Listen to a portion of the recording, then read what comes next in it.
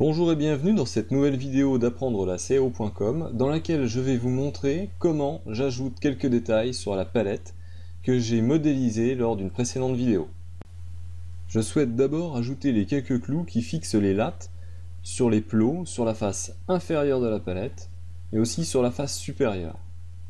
Je pourrais profiter avantageusement de la double symétrie de cette pièce simple en positionnant les trous uniquement dans le quart de la palette. Je vais commencer par créer une esquisse comportant les points des positions des différents clous sur la face inférieure de la palette.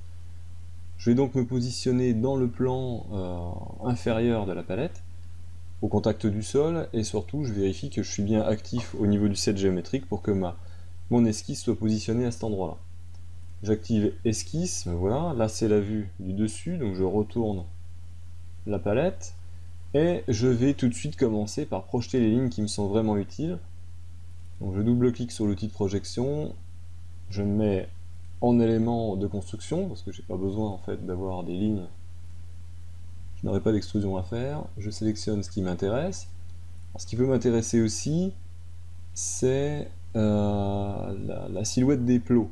Donc, je vais les afficher, voilà, je suis toujours dans l'outil de projection, actif, et je sélectionne les différentes lignes qui m'intéressent, le contour des plots, de façon à avoir des repères pour dessiner les points, positionner les points.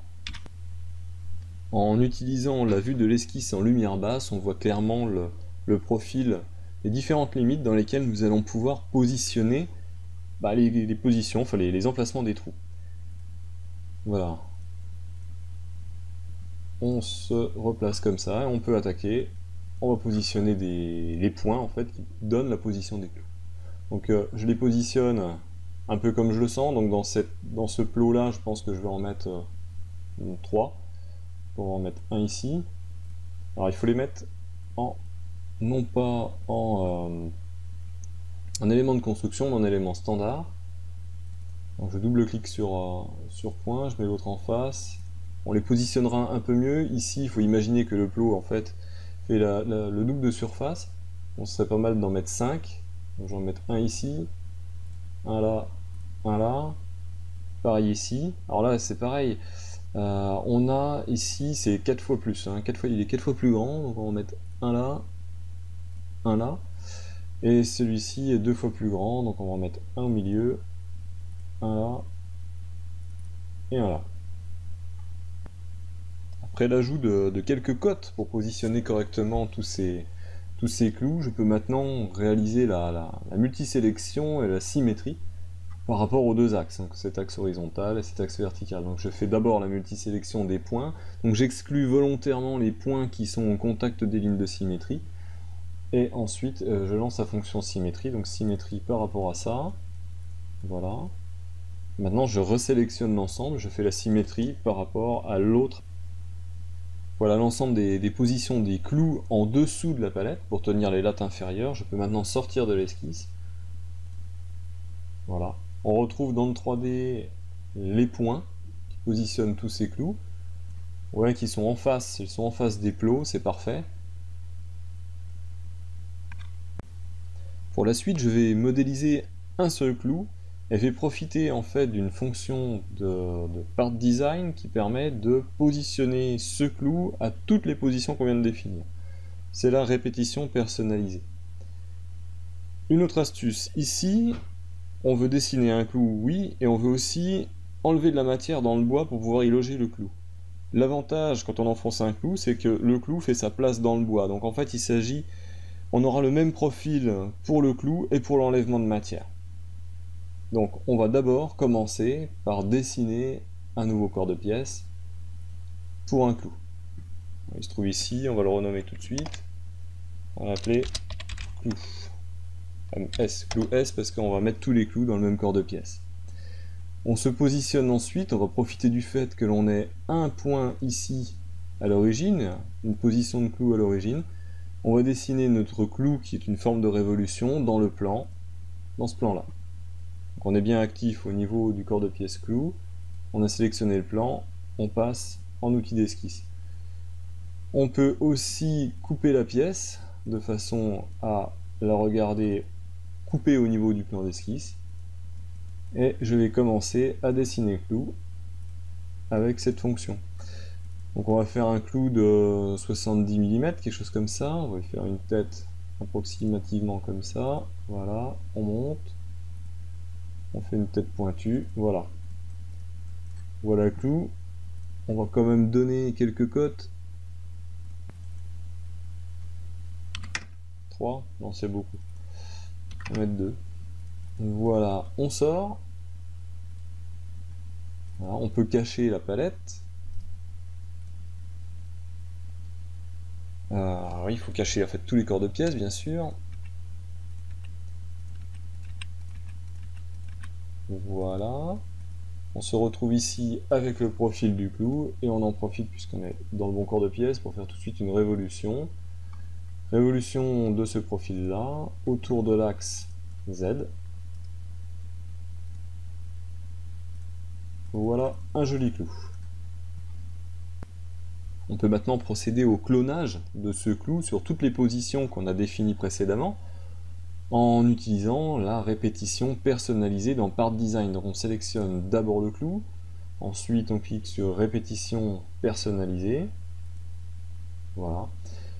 Et la fonction nous demande en fait de désigner une esquisse dans laquelle il n'y a que des points pour définir les positions. Donc on lui montre l'esquisse qu'on a définie précédemment. Et on voit tout de suite que les clous sont positionnés à chacun des endroits qu'on avait désignés avant. On appuie sur OK, voilà tous les clous clonés pour la palette.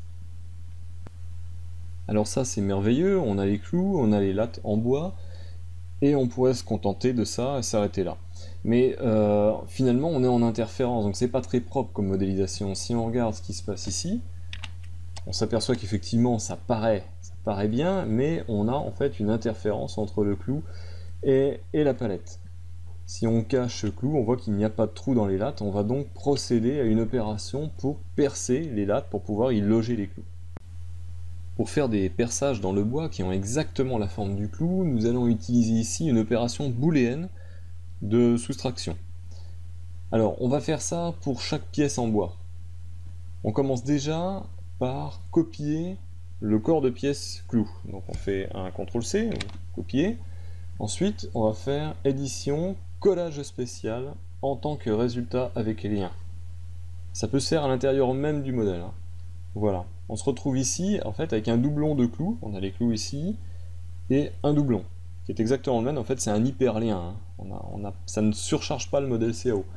Là, il fait le même poids finalement en termes de mégaoctets. Je vais d'abord cacher l'original, voilà, et je vais me servir de ce clone ici pour faire une soustraction dans le corps principal. Donc je définis d'abord, définir l'objet de travail, le corps principal, on le connaît, hein, ce sont les combinaisons qu'on a fait la dernière fois. Je me positionne sur clou, donc c'est l'élément qui va générer le trou, l'ensemble des trous d'ailleurs, je fais bouton droit, objet clou, retirer. Alors, quand on dit retirer, c'est pas sur l'objet qu'on est en train de pointer, c'est sur l'objet qui est souligné un peu plus haut, donc corps principal, qui est l'objet de travail. Retirer. On a une petite fenêtre qui nous dit on veut retirer clou à corps principal. Après symétrie 4. Alors si on déplie ici, on trouve ici symétrie 4. Donc l'opération de retrait va se situer juste après symétrie 4. On appuie sur OK, et effectivement, on voit ici que les lattes ont toutes été perforées. Bien sûr, il y avait des clous au milieu, ça n'a aucun effet. Et si on se rapproche, on voit en fait qu'on a la forme du clou et la forme de la tête du clou. Et que l'opération s'est bien trouvée juste après symétrie 4. C'est une opération booléenne de retrait, et on retrouve dedans le corps de pièce que l'on avait créé. En bas de l'arbre, le corps de pièce 7, enfin le corps de pièce, la copie clou hein, qu'on avait fait tout à l'heure, a disparu. En fait, elle s'est repositionnée dans l'arbre à cet endroit-là. Il faut alors recommencer l'opération pour tous les corps de pièces qui sont en interférence avec les clous, sans oublier à chaque fois de recopier le corps de pièce clou et d'en faire un clone, copier, édition, collage spécial en tant que résultat avec lien pour faire l'opération booléenne. Je viens de faire l'opération sur tous les corps de pièces impactés par ces clous, Si l'on fait une petite analyse en coupe, on s'aperçoit, on s'aperçoit que l'opération est bien faite dans l'épaisseur. Il n'est plus qu'à faire apparaître le corps de pièce clou, qui était dans le no-show, pour que les clous prennent place dans l'horlogement. Voici la palette maintenant complètement clouée, complètement finie, après création des nouvelles positions pour le clouage des lattes supérieures, et également le clouage un peu particulier de ces lattes intermédiaires par des clous qui sont agrafés. En effet, ces clous traversent ces deux lattes et viennent ensuite se replier en dessous, car elles ne peuvent pas être pointées complètement dans des clous. Voilà pour ce tutoriel concernant le clouage de la palette. On a vu des choses intéressantes. Le positionnement en fait par une esquisse pour répéter les positions personnalisées. Les opérations booléennes aussi pour faire les logements des clous. J'espère que ce tutoriel vous a plu et je vous donne rendez-vous dans une prochaine vidéo pour terminer cette palette.